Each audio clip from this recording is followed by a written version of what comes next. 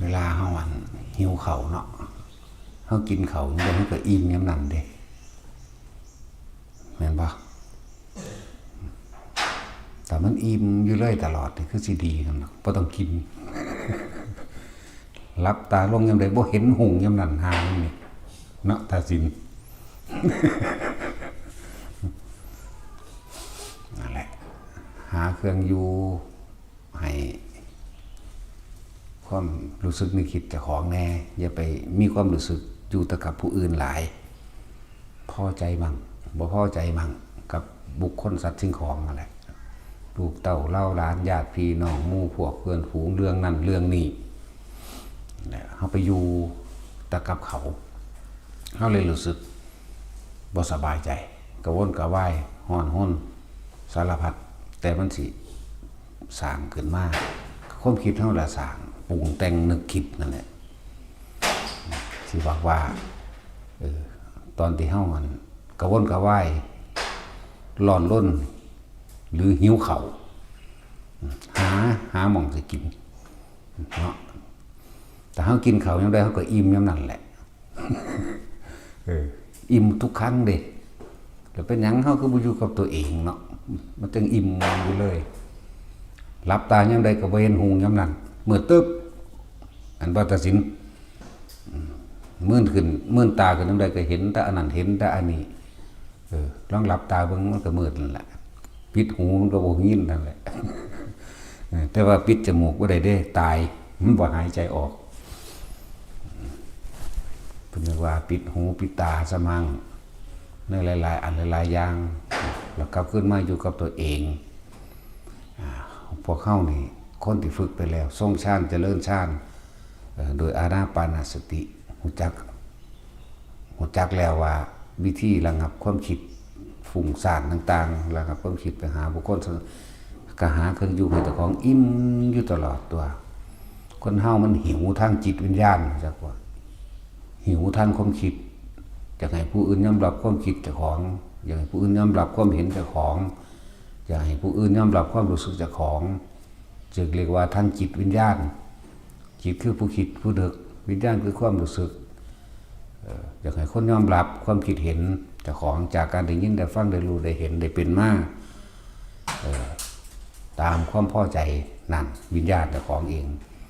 นั่นแหละว่าไปสร้างอัตตาตัวตนไปมีความรู้สึกอยู่กับผู้อื่นเป็นทั้งสั้นเลื่อนว่าอัตตวัตถุปทานจิตเป็นผู้คิดผู้นึกหรือว่าทิฏฐุปทานคิดนึกถึงแต่เรื่องเก่าๆเรื่องนั้นเรื่องนี้แบบนั้นแบบนี้อยากเป็นแบบนั้นแบบนี้นั่นแหละอดีตอนาคตก็อยู่ในความคิดสารพัดตุปาทานคิดถึงเรื่องนั้นเรื่องนี้คนนั้นคนนี้อยากให้คนยอมรับตามความเห็นของได้บ้างกามุปาทาน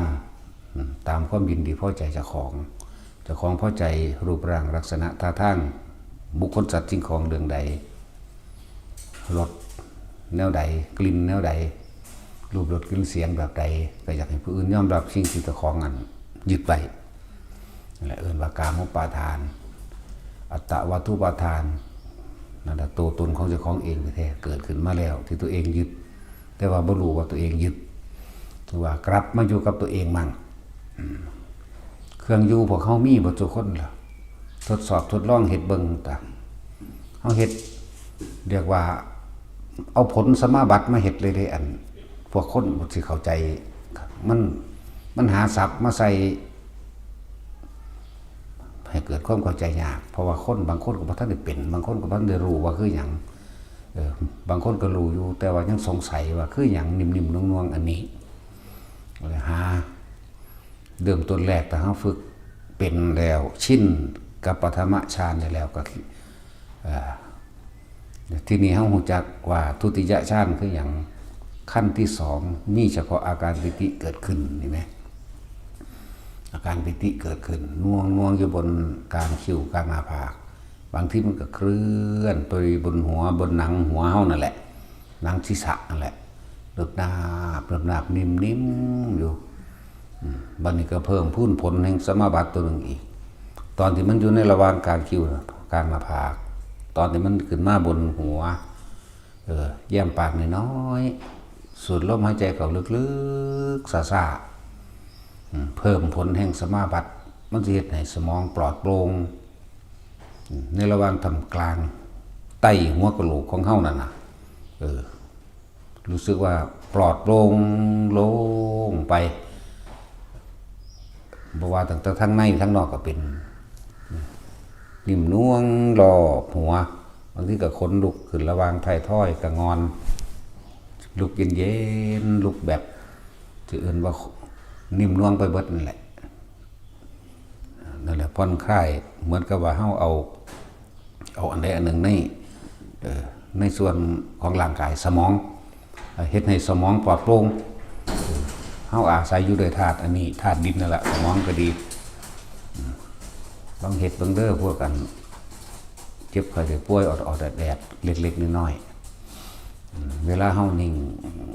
นิ่มๆนุ่งๆกลางคิ้วกลางหน้าผากบางทีก็นิ่มนุ่งบนหัวเนิบนาบไปดอกแย้มปากเล็กน้อยสูดลมหายใจเข้าลึ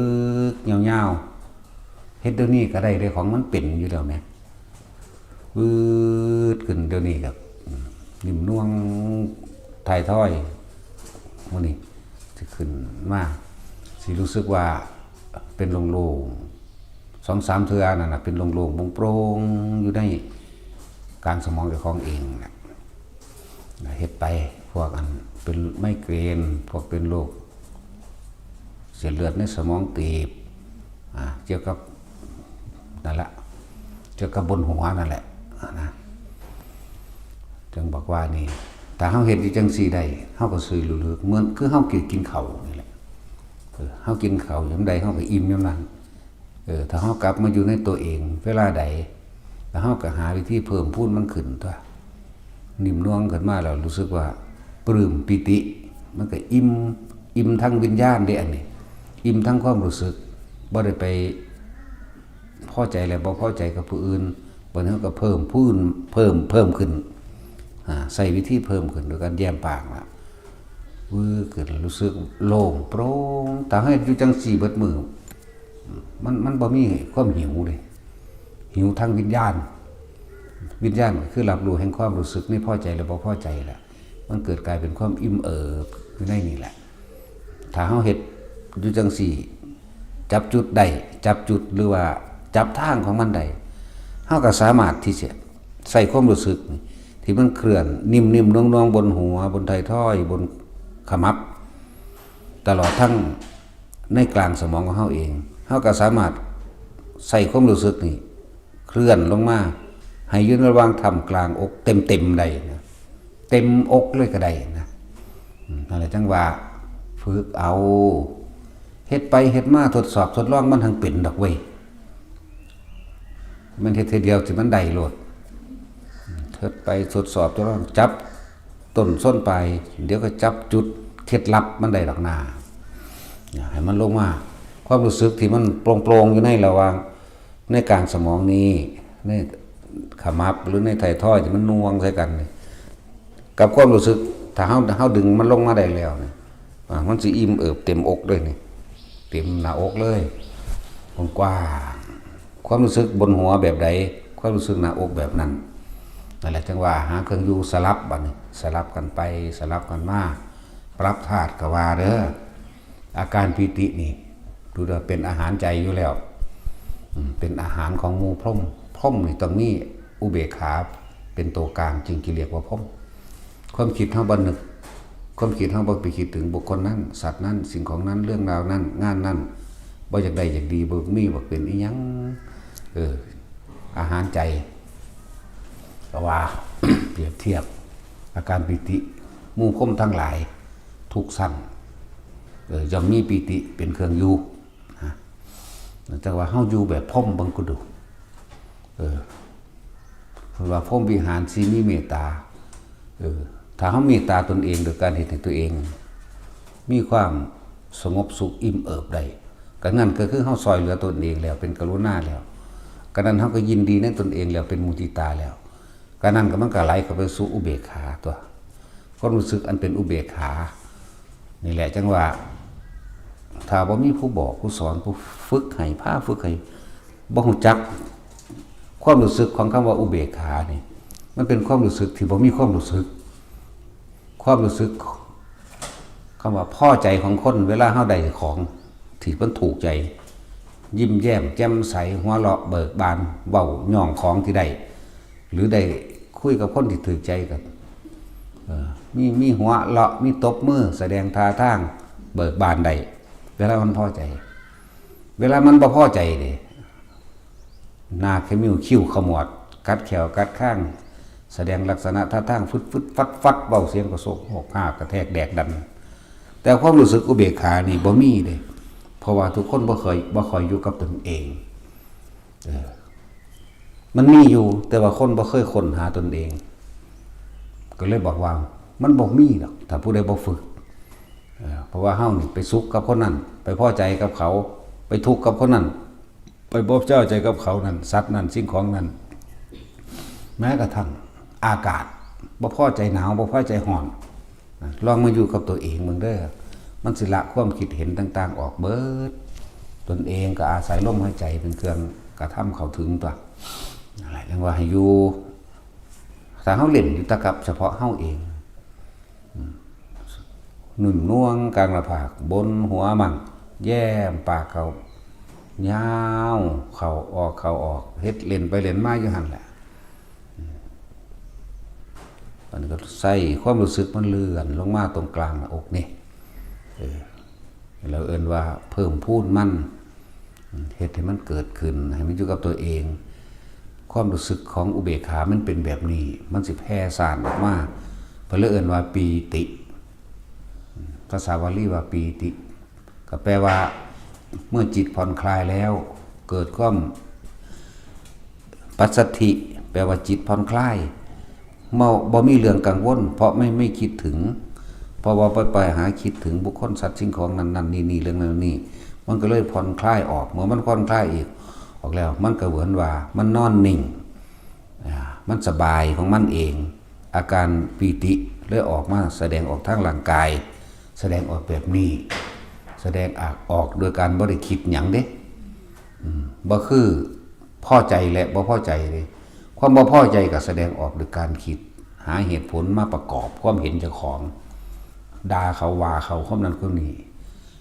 กัดแขวกัดข้างแสดงท่าทางเตะหุ่นเตะผีฟาดเวียงของถ้าดีใจเลยก็ตบมือยิ้มหัวเนี่ยนั่นเนี่ยก็หาเหตุผลมาประกอบความคิดเจ้าของอีก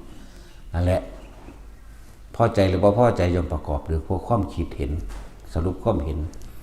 แต่ว่าอารมณ์อันที่เป็นอุเบกขานี่บ่มีความแสดงบ่มีการแสดงออกทางความคิดเห็นอยู่กับลมหายใจหนึ่งขึ้นมาหน้าผากขึ้นมากลางหัวบัดนี้เฮาก็จับเคล็ดลับมันได้แล้วเอาความรู้สึกเลยความรู้สึกอันเป็นอุเบกขาซึมซาบบนหัวเต็มบนหัวนี่นิ่มน่วงเย็นลึกล้ำเข้าไป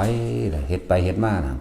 อย่างที่บอกแย้มปากสูดลมหายใจเขาทั้งปากทั้งดังพร้อมละหาลางคนเขาว่าสูดเขาดังบ่ก็มีเด้โง่เป็นสั่งอย่างนี่มันก็เข้าหูดังคือเก่าตัวให้ปิดดังไว้บอกก็มีโอ้ย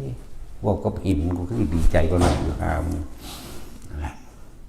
แย้มปากน้อยยืดเขาเดี๋ยวมันจะวืดขึ้นขมับถ่ายถ้อยเฮ็ดอยู่จังสั่นแซ่ไปแซ่มาแซ่มาแซ่ไป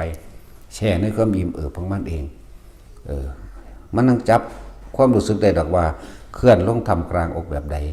แล้วสามารถที่จะเคลื่อนลงทั่วร่างกายได้เฮ็ดไปเฮ็ดมาบางที่การหายใจต่างๆนะบ่แม่นแต่หายใจเข้าทางจมูกทางปากอย่างเดียวหรอกทางลูกขุมขนเส้นผมก็ได้นั่นแหละตั้งว่าเฮาฝึกให้มันมีความอิ่มอยู่ในร่างกายเจ้าของนี่แม่ถ้าคิดบ่นึกมันก็มีแต่แค่ความรู้สึกโตอยู่ในตัวของเจ้าของเองมันสิไปไสผลพระใดก็มีเยอะแยะมากมายผลพระใดสถานที่นั้นอันเป็นทิพย์หมู่โลกทิพย์โลกจิตวิญญาณทั้งหลายพวกโอปาติกะกายทิพย์หรือพวกอติสมานกายทั้งหลายมุงเทพเทวดาทั้งหลายตลอดทั้งภูมิลุกขะหรือพวกเปรตหมู่นี้ เขาก็พลอยได้บุญได้กุศลไปนำเฮาตานั่นแหละเฮ็ดไปนั่นคือผลพลอยได้และหลายๆอย่างก็เกิดความปลอดภัยเวลาเดินทางไปพุ่นไปพี่